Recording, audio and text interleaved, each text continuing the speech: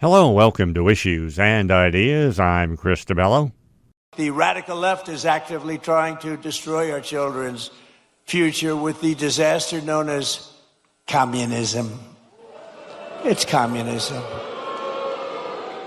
This isn't a social democrat. These are communists by another name, right? As I said in my recent address at Mount Rushmore recently, I don't know if anybody saw it, such a beautiful place. You know, the communists want to take it down. They try taking Mount Rushmore down. They want to blow it up. They want to take it down. They shouldn't be up there. These people are crazy. But communism is, in my opinion, communism is the single greatest threat to our country and its history, including even World War I and World War II, Pearl Harbor, 9/11. I think it's the greatest threat that I've ever seen to our country. These people are stone cold crazy. And it is the enemy of the free people everywhere and everywhere in the world. You see it happening, and every time it starts to happen, the areas where it's at, whether it's blue states, you see the blue states are all going bad. They're all going bad because communism is a loser. The concept, the policy, it's a loser, and it always has been, and it always will be.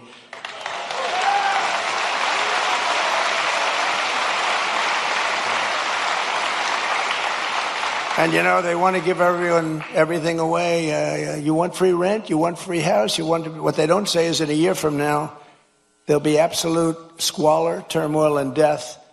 And that's the way it's happened all the way. It goes back thousands of years by different names. But that's the way it happens all the time. It's squalor, it's poverty, it's death, it's destruction. And that's why we declare again today that the United States of America will never be a communist country. That was Donald Trump from this past week giving a speech in Georgia. That's the bull he wants to run with, huh? That's the strategy he thinks will bring wins to Republicans in the midterms. How'd that plan work out for Senator Joe McCarthy? Who ironically had a close ally, Roy Cohn, who to this day Trump idolizes. McCarthy's crash and burn famously happened in public before cameras and microphones on live TV, all brought about by one man. On June 9, 1954, his name was Joseph Welch. He was Army Chief Counsel as part of the committee structure, and Welch confronted McCarthy over his attempts to smear a guy named Fred Fisher, who was a colleague of Welch, and McCarthy was attacking through a very false assumption. McCarthy was claiming that Welch included Fisher as part of the committee legal team, knowing full well that in his past, Fisher had been associated with an organization that had ties to the Communist Party. Let's go back to all this and how it unfolded on that day in 1954. That night, when we had taken a little stab at trying to see what the case is about, Fred Fisher and Jim St. Clair and I went to dinner together. I then said to these two young men,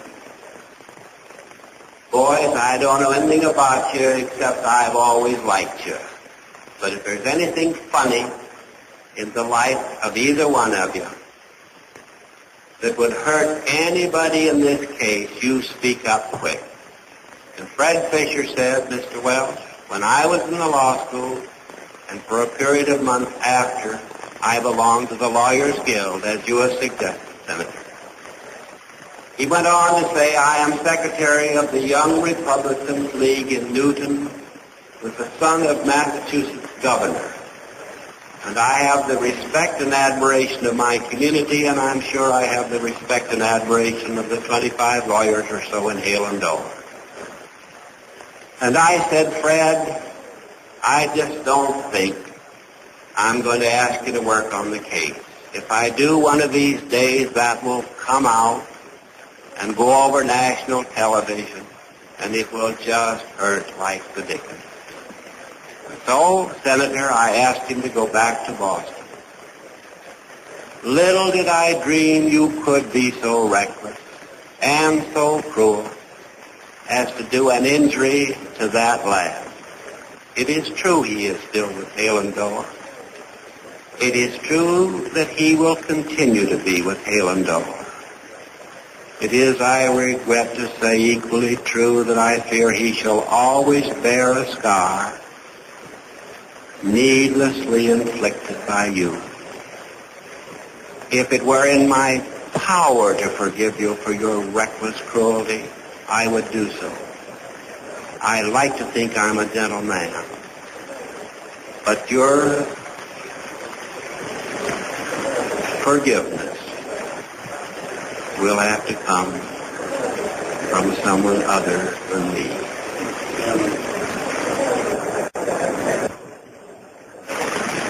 Mr. Chairman, may I say that Mr. Welch talks about this being cruel and reckless. He was just baiting. He has been baiting Mr. Cohen here for hours, requesting that Mr. Cohen, before sundown, get out of any department of the government anyone who is serving the communist cause. Now, I just give this man's record, and I want to say, Mr. Welch, that it has been labeled long before he became a member, as early as 1944. Senator, may we not drop this? We know he belongs to the Lawyers Guild. And Mr. Cohen nods his head at me. I did you, I think, no personal injury, Mr. Cohen. No, sir. I meant to do you no personal injury. And if I did, I beg your pardon.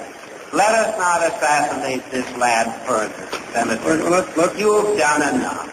Have you no sense of decency, sir? At long last, have you left no sense of decency? I know this hurts you, Mr. Welch. I'll say it May I hurts. say, Mr. Chairman, as a point of personal privilege, I'd like to finish this. Senator, I think it hurts you too, sir. I'd like to finish this. I know Mr. Cohen would rather not have me go into this. I intend to, however, and Mr. Welch talks about any sense of decency. It seems that Mr. Welch is pained so deeply, he thinks it's improper for me to give the record, the Communist Front record, of the man whom he wanted to foist upon this committee. But it doesn't pain him at all. There's no pain in his chest about the attempt to destroy the reputation and take the jobs away from the young men who are working in my committee. And Mr. Welch, if I have said anything here which is untrue, then tell me. I have heard you and everyone else talk so much about laying the truth upon the table that when I heard the completely phony Mr. Welch, I've listened to you now for a long time, to saying now before sundown, you must get these people out of government. So that I just want to have it very clear that you were not so serious about that when you tried to recommend this man for this committee. But the point is, Mr. Chair, I'd like to say again that he does not believe Mr. Welch recommended Mr. Fisher as counsel for this committee because he had, through his office, all the recommendations which were made and does not recall any of them coming from Mr. Welch, and that would include Mr. Fisher. Well, let me ask Mr. Welch. You brought him down, did you not, to act as your assistant? Mr. McCarthy, I will not discuss this further with you. You have sat within 6 feet of me and could have asked me about Fred Fisher. You have seen fit to bring it out, and if there is a God in heaven, it will do neither you nor your cause any good. I will not discuss it further. I will not ask Mr. Cohen any more witnesses. You, Mr. Chairman, may, if you will, call the next witness.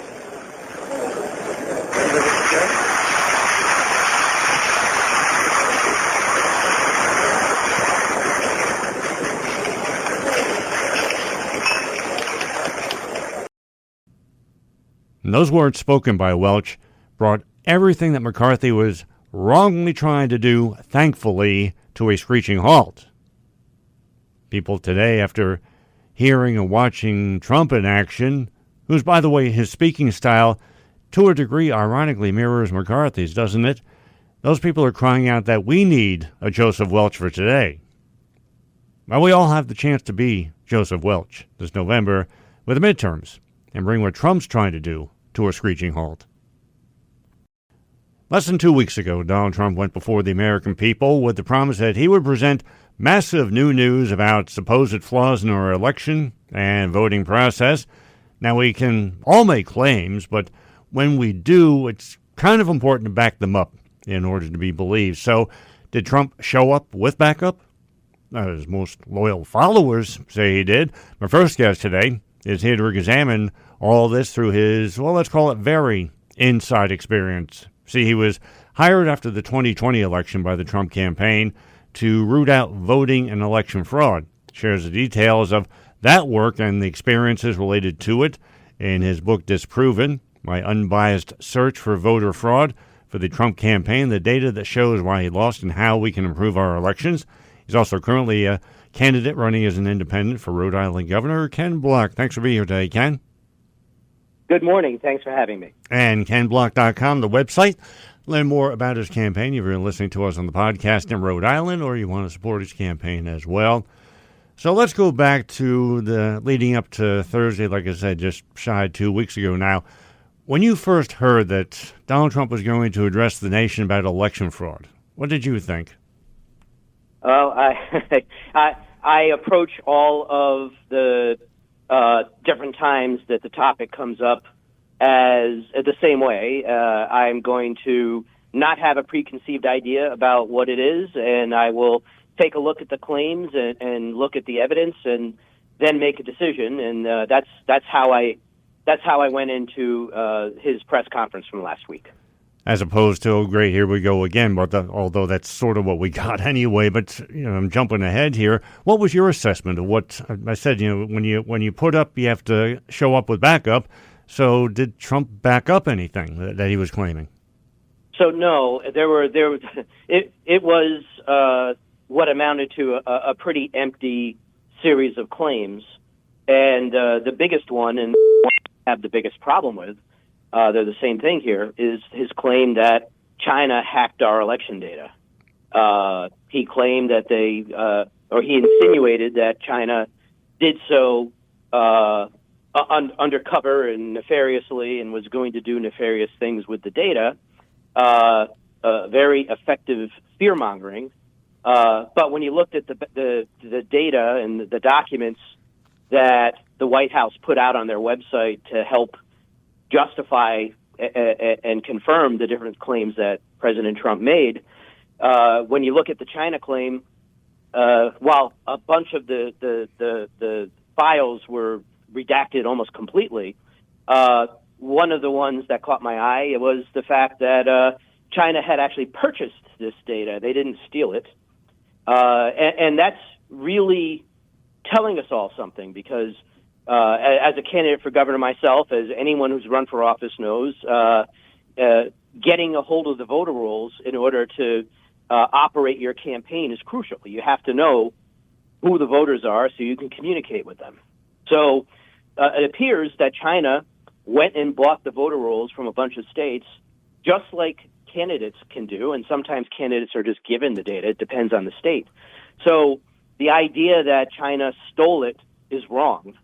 Worse is the insinuation that China can do something nefarious with the data, because if that were the case, we'd never give it to all these different candidates who are running for office, because who would have a bigger motivation to do something wrong than somebody who's desperate to win a seat through an election? So this data on its own doesn't, it's not possible for it to be used in a nefarious way. If it was, we'd already see that. So that claim all by itself tells you an awful lot about what you need to know about the rest of it. He led off with it. It was his big deal. And it really, in my estimation, is not. Because when you think about that, too, fine, you can get the names, addresses, various elements of data. It depends on the state as far as what information is available.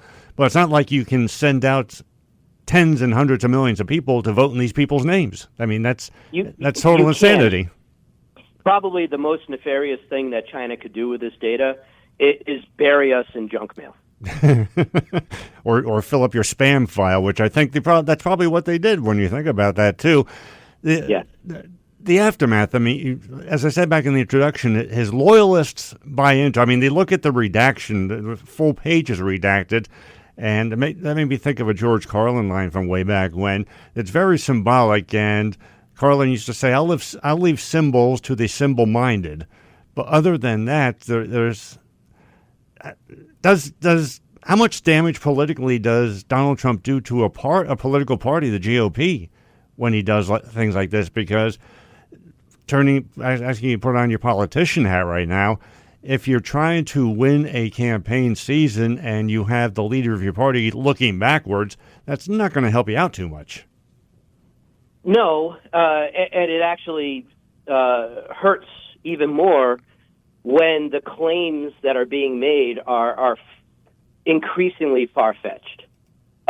This round of claims really almost reeked of desperation in terms of the wildness of the claims relative to the reality behind them, right? I mean, this was there's a smaller and smaller chunk of the Republican Party that will continue to embrace this narrative, and every time President Trump puts out what amounts to a false narrative, he's chasing people off the narrative, right? It's a little bit like Charlie Brown and Lucy with the football, where every year Lucy says this is the year, and she's going to hold the ball for Charlie Brown. He's going to run up and kick it and send it, into the next county.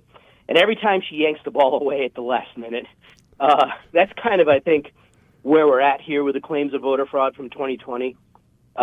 It's tiring. It's run its course, and continuing to focus on it I think it has a decreasing political benefit to President Trump, and certainly for Republicans in general. I think it's hurting them. So Ken Block, disproven my unbiased search for voter fraud for the Trump campaign, the data that shows why he lost and how we can improve our elections, KenBlock.com, the website, and you're listening to Issues and Ideas. I know you haven't been able to study the data, but you've certainly heard the story here. We're based in New Jersey, how in 2023, 2024, it turned out through a mistake by the Motor Vehicle Division, 6,600 non-resident immigrants were registered to vote. 400 of them actually voted in various elections, Democrat, Republican, Independent as well. And Trump and his sycophants are saying, aha, we got them. Do they? Well, no. The very nature of the problem and the way it was publicly disclosed, and now correct me if I'm wrong, but I believe that New Jersey's government came out and disclosed it. It wasn't a story that broke around them. Did they kick off that news cycle by disclosing it, or did somebody else disclose it? Now, the current governor, Mikey Sherrill, disclosed it, where the former governor, Phil Murphy, should have disclosed it when it happened. Okay. So look, computer error is not the same thing as fraud. In fact, dirty voter rolls, and some states do voter data perfectly. Many states do it okay, and a couple of states do the maintenance really bad. And when I mean, I'm not even speaking great English today, sorry, do it really badly. There are states that carry tens of thousands of deceased voters on the rolls. And that's not nefarious. They have an administration problem on getting them off the rolls. Having dead people on the rolls is not fraud. It's only if they rise from the dead and vote that you have fraud. And I have personally identified that kind of fraudulent vote. I did so for the Trump campaign immediately after the 2020 election. But when I tell you we found it, we found a handful. We did not find even dozens, let alone hundreds, thousands, or millions. So it's troubling that some states can do the voter rolls so well and others cannot. But that is definitely an administrative problem. And to the New Jersey situation, this wasn't something that was done on purpose. This was an accident. It should have been disclosed by the previous administration, but the fact that it was disclosed is good. And my assumption is it's been fixed already, not an ongoing problem. It has indeed, and they did a review, and they're doing in the process. Obviously, there's millions of voters, so they're going to self-cleanse, I guess, the voter roll, we'd say. Well, so that's perfect. That's how it should work. And that public disclosure by New Jersey lit a little bit of a fire in Rhode Island because we use the same vendor. And so now Rhode Island is going through a little spasm of, we better make sure that this hasn't happened to us as well. So, the idea of publicly owning a mistake, publicly disclosing it, is beneficial in a lot of ways. It helps to build trust, and it helps other states understand that. So if they're using shared vendors, they have to watch out for something bad that had happened. So this is not, to me, evidence of a conspiracy. It's the system working the way it's supposed to. Had New Jersey disclosed it when it happened, but outside of that, they're doing the right thing, and so is Rhode Island right now. And as you said, too, with states being sloppy in how they handle voter rolls, that leaves the door ajar for the people who are conspiracy-minded or who want to turn politics into conspiracies to do the thing they do. In Disproven, you present ideas of what we do need to, well, not restore or rebuild, but just to better solidify our election process. Is the Save America Act a necessity? Do we have enough elements of that already that we just have to fine-tune it a little bit better? So, that act is a mixed bag, in my opinion. Some of the things that they propose doing within that bill are really necessary to do. So, just for example, we have the National Voting Rights Act, but a half dozen states or so are exempt from it. Because of just the circumstances when that act was passed in, I believe, the early 1990s. I don't think any state should be exempt from what amounts to federal election law because it really makes for a mess, and we do have a mess there. So one of the things that the Save America Act would do would be to clean that up, and I agree with that. I also live in a very blue state, Rhode Island, and we have had voter ID here for decades. And if not only does it work, efforts to repeal it have repeatedly failed inside our General Assembly, which is, I think, almost 90% Democrat. So I personally believe voter ID works. I think it's reasonable to ask voters to prove they are who they say they are. And, a lot of the problems we had with IDs in the past, as our oldest population has been around since we've really begun modernizing our identifications and things like that. The number of people who don't have, I think, is reducing over time, and I think it's time to really think about it. I actually believe we should have a national voter ID. Like a Social Security card.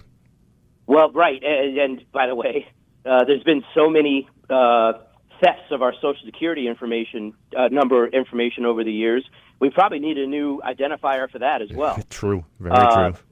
I think we could do a lot of things that could set us up for improving the election system. And let's talk about the big one, in my opinion, right? I mean, this is all kind of nibbling around the edges, but our elections are rigged, and that may be shocking for a lot of people to hear me say it, but they're not rigged for the reasons that have been put out. The reasons they're rigged is we just went through a spasm of gerrymandering across a great number of states in our country. And what gerrymandering is drawing your electoral maps, which is the districts that candidates live in order to get a desired political outcome, right? They're drawing the maps.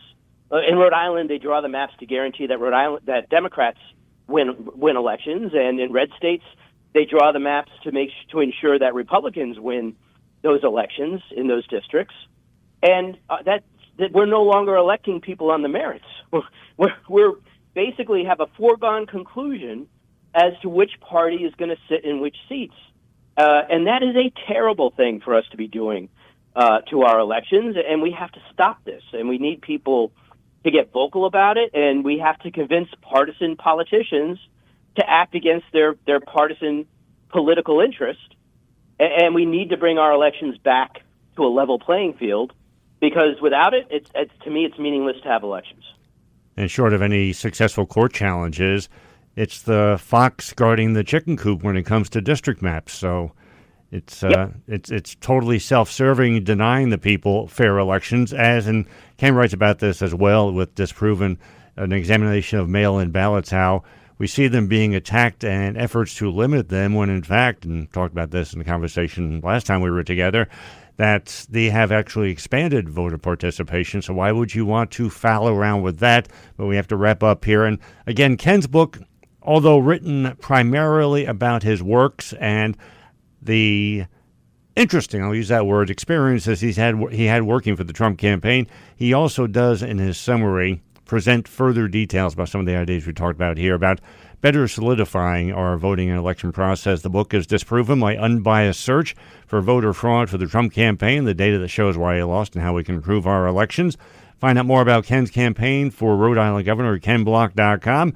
Ken, thank you so much for helping us better understand. It's a concern, not the panic, and we have the options of doing things right to better steady and preserve our process of electing people fairly and honestly. Thanks for being here today. Thanks for having me. I appreciate it. If you're listening to us via your favorite podcast platform, make sure you follow and subscribe. We recently celebrated the 250th birthday of America. The celebration brought the people of America to one of the most really important times in the history of the world. It was also, hopefully, a celebration that will inspire Americans to study the history which led to the founding of America, as well as other eras in our history. The important part of any study is to gain a full and factual understanding. For that to happen, you need to go beyond simply the what of history. You need to understand who made history and how they accomplished it. Next Guest, with his series of best-selling books, has been taking readers through the history of America via the men and women whose vision and works made that history come about. Here now to share some of these stories from his latest, Americans Who Made America with 20th Century, the American Century, is author, executive, nonprofit leader, also served as an appointee by former Texas Governor Rick Perry on various advisory councils. He's also MC of the annual Texas State Prayer Breakfast. Richard Battle, thanks for being here today, Richard. Chris, good morning. Thank you so much for having us with you today. And to learn more about the latest of Richard's books and to catch up if you have been neglecting, it's richardbattle.com. We do have that link over at our website as well. And I have to congratulate you on 2 counts with all of your books in the series, Richard, because you have mastered effective and educational brevity in the way you tell stories. And personally, as a quoteaholic, boy, you've given me a lot of additions to my collection, so thanks for both of those. Well, we appreciate that very much, and this was not something I looked to do, but was given inspiration about 4 years ago, and we're 4 books into the 5-book series with all of the profile books done now.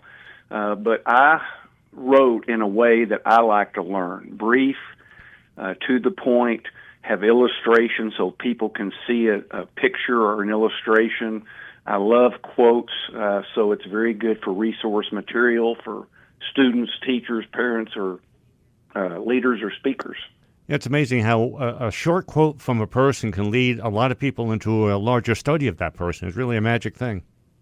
Well, yes, and that was part of what I wanted to do. I call it a profile. It's almost like a scouting report, if you will, about the person, and I wanted to look into their heart, where their American-do spirit came from, and how they used it as an inspiration not only for us as adults, but I hope that adults will inspire their kids and grandkids using this material to increase our love for country and patriotism. And it's not political, it's not partisan, because I believe love of country is bipartisan. Now, you had 100 years to work with. How in the world did you narrow it down to 43 specific people to present the story that you wanted to present in the elements? Well, that's a great question. As I went through the 18th century and the 19th century, and I approached the 20th, the list of potential people worthy that I started with was over 200. And I spent hours and hours and hours trying to prioritize, and there's people from all walks of life, different ages, races, sexes, different parts of the country, different ways they contributed to the country.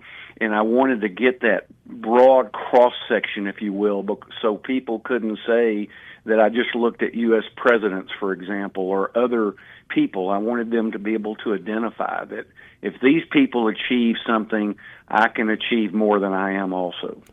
And certainly your book highlights and spotlights the well-known and those people need to know more about, maybe even be introduced to. A couple of the well-known, for example, Martin Luther King Jr., Ronald Reagan, Walt Disney. Did you want to add something to the already known, and how did you go about doing that? Well, yes, and for the ones that we know, we think we know people.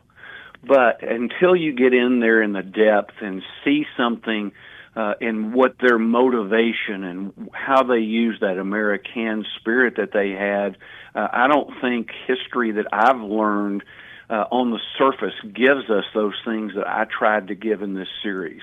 I tried to go beyond and do it in a very succinct way and not only inform people, but also inspire them to want to know more. And as your title and its structure demonstrates, the word can is an important element running through all of these stories. And the one you start with is Neil Armstrong, and the cover photo features Armstrong saluting the flag on the moon. That brings about the point you make in the introduction and expand on all throughout the book, because there are people who believe America can and those, unfortunately, who believe America can't. And Armstrong demonstrated that division, because you have so many people who look at that photo and marvel at it as the miracle and the celebration, the achievement that it is. At the same time, you have, thankfully, a dwindling number, but nevertheless, those who look at that photo and say, that's fake. I think that's a demonstration of the division. Well, yes, and you paraphrased the Henry Ford quote. There are those that think they can and those that think they can't, and they're both right. And so, to me, the cover photo, and I do something in my books I've never seen anywhere else, but it helps me, and I hope it helps the readers, is I have a cover photo story, and I put some paragraphs in there about why I chose the illustrations or photographs, what they mean to me, and how I hope they complement the book. And to me, us landing on the moon was the greatest event of the century, because men and women for millennia had dreamed about going to the moon, and we finally achieved it in 1969. And if you go back, setting that stage up, when President Kennedy set the goal in 1961 and reiterated it in 1962, that was the American-do spirit, and it brought the country together at that time. And people in all walks of life felt that what they were doing was contributing to the country, and the country was on this quest to put a man on the moon and beat the Russians, if you will, to get there. So Richard Battle, his latest book, Americans Who Made America, 20th Century, The American Century, richardbattle.com, the website, and you're listening to Issues and Ideas. Looking at the stories here, there's one who the name might be familiar, or for a couple of reasons. First and foremost, her career in film as also a running gag in the movie Blazing Saddles. But Hedy Lamarr has a interesting, moonlighting career, I guess you'd say, in her life. Well, there's several things that fascinate me about this. One, it illustrates about how we pigeonhole others and others pigeonhole us, and they believe we're only what they see. And all of us are more than what others see. And sometimes we're doing things to build that, and sometimes it's dormant. I hope this will inspire people to build those other things and broaden their repertoire, if you will. The other thing is the example of her parents and how they educated her and inspired her. Her dad taught her about technology because that was his field, and her mother taught her about the arts and things of that nature, which led her to her film career, and she was beautiful, and she was a very talented actress. But what people don't know is how she affects our lives today.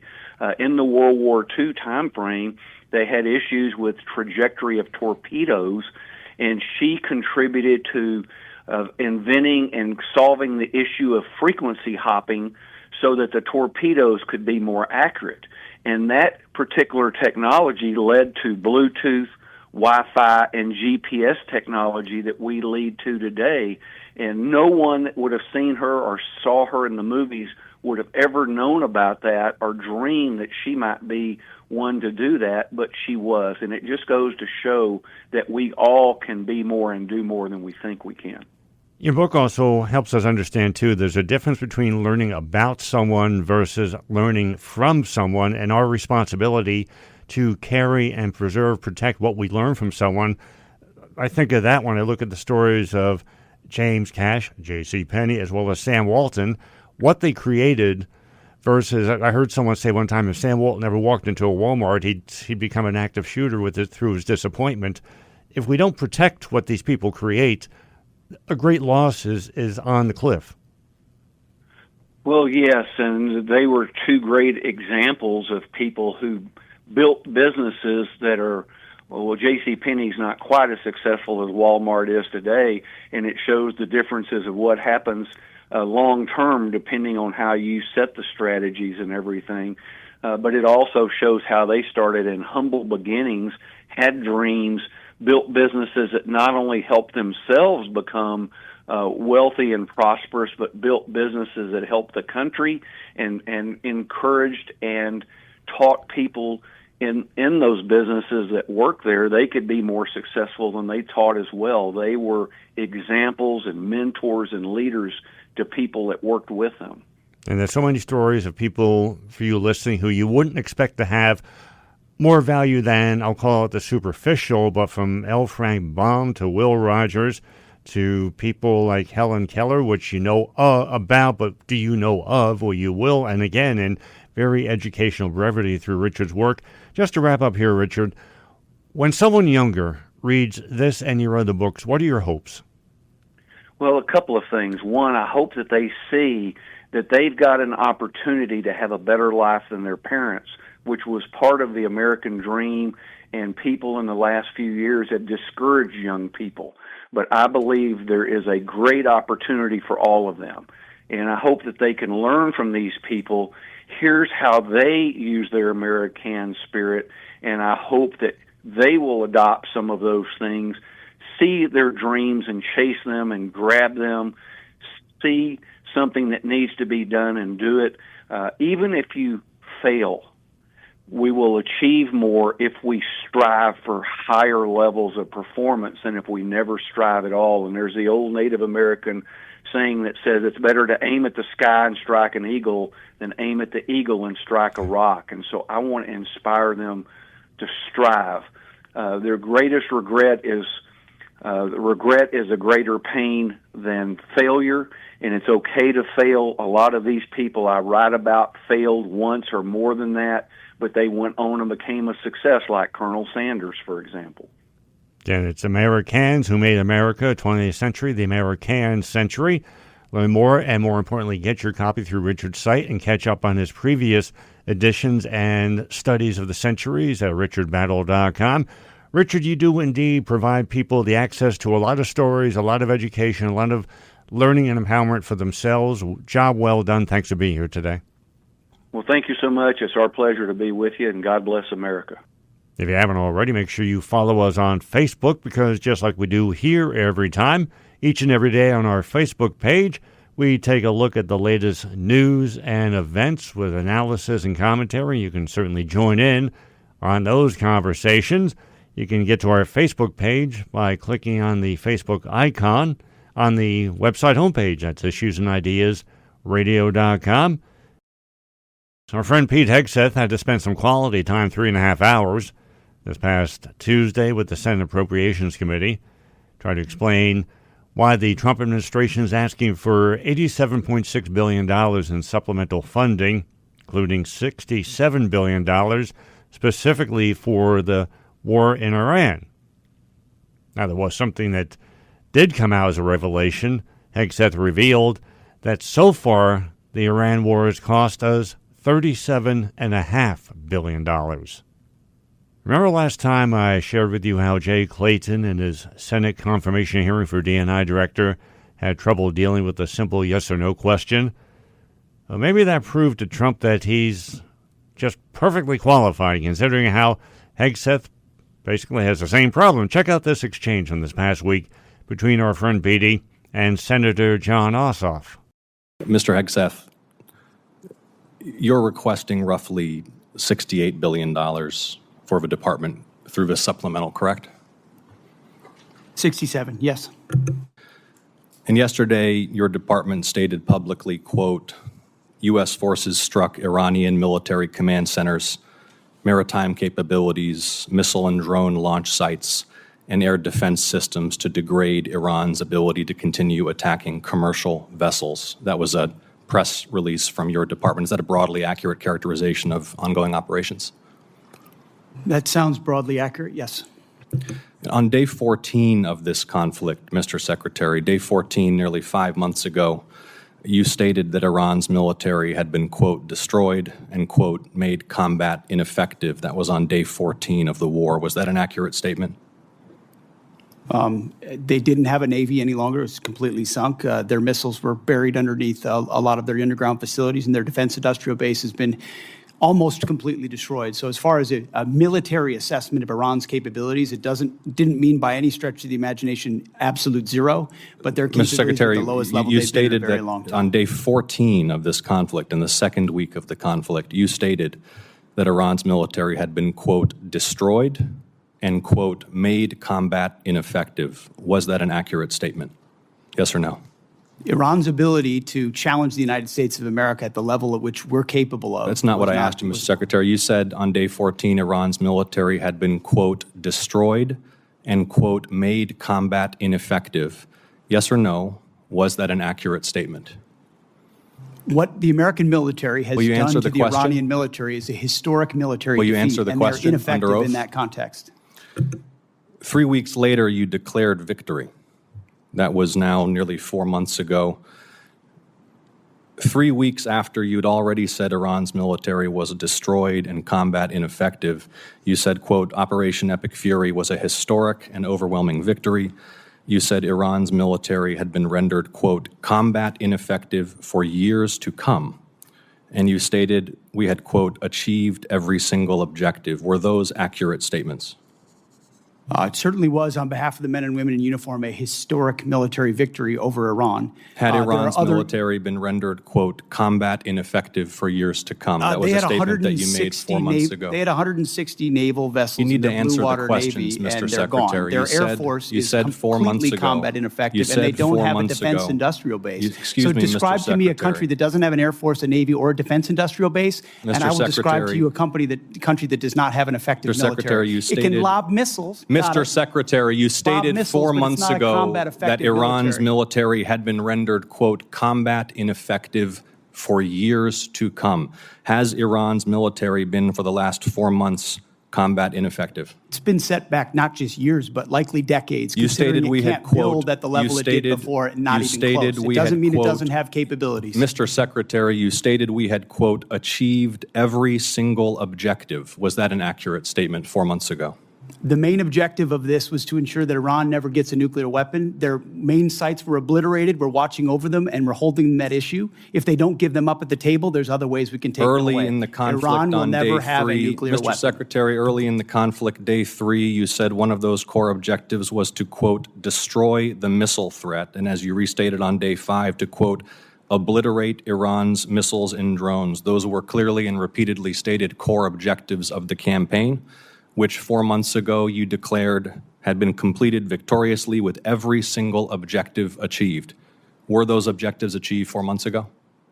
No one ever stated that every single missile was gone. Ultimately, combat ineffective means they're not able to dig them out of their UGFs and shoot Had at the us. missile It threat doesn't mean they been don't have defeated underground 4 months facilities ago? where they put missiles in them and hold on to them because they're the world's largest state sponsor of terrorism. So we never expected they would stop having capabilities to shoot. The question is at scale against an opponent like the United States of America, which went toe-to-toe with them and Iran couldn't. You stated on March 8th, day 9 of the war, on 60 Minutes, you assured the American people of Iranian surrender. Does that remain your prediction?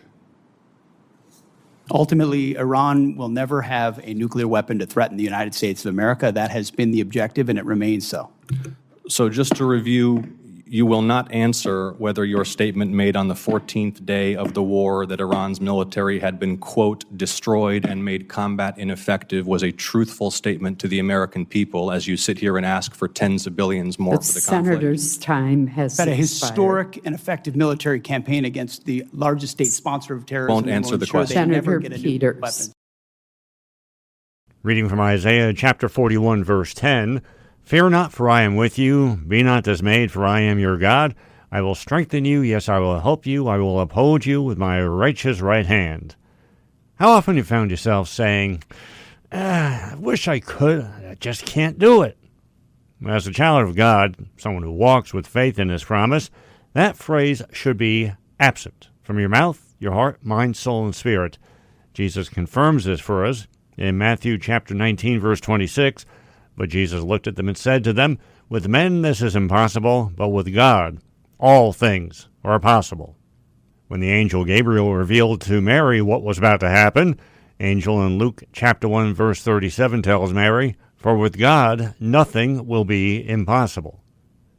Then we have Paul connecting all children of God to this truth in Philippians chapter 4, verse 13. I can do all things through Christ who strengthens me. Let's spend some time studying how this promise comes to us and the ways it empowers us to works which glorify our Lord and Savior. God is listening for us to call out to Him in prayer. Now, I'm very much aware that God already knows what we're in need of, as we're told by Jesus in Matthew chapter 6, verse 8. Therefore, do not be like them, for your Father knows the things you have need of before you ask Him. But God wants to know from you that you're on the same page as He is, as He declares in Jeremiah chapter 29, verse 11, For I know the thoughts that I think toward you, says the Lord, thoughts of peace and not of evil, to give you a future and a hope. We received this promise of empowerment from God through the blood of His Son, Jesus Christ. This is told to us in Hebrews chapter 9, verses 13 through 15, For the blood of bulls and goats and the ashes of a heifer, sprinkling the unclean, sanctifies for the purifying of the flesh. How much more shall the blood of Christ, who through the eternal Spirit offered Himself without spot to God, cleanse your conscience from dead works to serve the living God? And for this reason, He is the mediator of the new covenant by means of death, for the redemption of the transgressions under the first covenant, that those who are called may receive the promise of the eternal inheritance. That connection and what we receive from it is made even stronger with what we learn in 1 Peter chapter 1, verses 18 and 19, knowing that you were not redeemed with corruptible things like silver or gold from your aimless conduct received by tradition from your fathers, but with the precious blood of Christ as of a lamb without blemish and without spot. Now let's come to a better understanding of what the promise of God enables us to do. We are to act according to His purpose, which cannot be denied. Job was aware of this, as he says to God in Job chapter 42, verse 2, I know that you can do everything, and that no purpose of yours can be withheld from you. We're guided into living God's word, as James teaches us in James chapter 1, verse 22, but be doers of the word and not hearers only, deceiving yourselves. Through God's promise, we will overcome all things when His word is obeyed. John makes this abundantly clear throughout his writings. We have this from 1 John chapter 5, verse 5. Who is he who overcomes the world? But he who believes that Jesus is the Son of God. With God's promise in our heart and soul, we will, not may, we will gain more clarity concerning giving. Giving to others is one of the most important ways that we bring God's grace and mercy to those in need. Proverbs chapter 19, verse 17 tells us this, He who has pity on the poor lends to the Lord, and he, meaning God, will pay back what he has given. When we give, we're not to do it to glorify us. We're to do it to glorify God. Jesus explains this in Matthew chapter 6, verses 1 through 4. Take heed that you do not do your charitable deeds before men, to be seen by them, otherwise you have no reward from your Father in heaven. Therefore, when you do a charitable deed, do not sound a trumpet before you, as the hypocrites do in the synagogues and in the streets, that they may have glory from men. Assuredly, when Jesus says assuredly, you really need to be listening. I say to you that they have their reward, but when you do a charitable deed, do not let your left hand know what your right hand is doing, that your charitable deed may be in secret, and your Father who sees in secret will himself reward you openly. Finally, and foremost, there's love. As Christians, we are to love all, not just those who we like, those we agree with. Love is not to exclude. It's to be directed by the words from Colossians chapter 3, verse 14. But above all these things, put on love, which is the bond of perfection. Love is to carry God's light and truth, as 1 Corinthians chapter 13, verses 4 through 8 teaches. Love suffers long and is kind. Love does not envy. Love does not parade itself, is not puffed up, does not behave rudely, does not seek its own, is not provoked, thinks no evil, does not rejoice in iniquity, but rejoices in the truth, bears all things, believes all things, hopes all things, endures all things. Love never fails, but whether there are prophecies, they will fail. Whether there are tongues, they will cease. Whether there is knowledge, it will vanish away. Just as we turn to God's promise for the strength to do his will, our showing of love to all others delivers that strength to them. Let's go to 1 John chapter 4, verse 18. There is no fear in love, but perfect love casts out fear, because fear involves torment, but he who fears has not been made perfect in love. I began this teaching by reading Isaiah chapter 41, verse 10 to you, and just as a quick refresher, fear not, for I am with you. Be not dismayed, for I am your God. I will strengthen you. Yes, I will help you. I will uphold you with my righteous right hand. That verse, of course, is found in the Old Testament. Too many wrongly believe that the Old and the New Testaments of the Bible are separate entities without any connection. I'll conclude today by proving that belief to be very false. And to do this, let's go to Romans chapter 12, verse 2, which teaches us how to stand on the foundation created through Isaiah chapter 41, verse 10, and move forward in faith.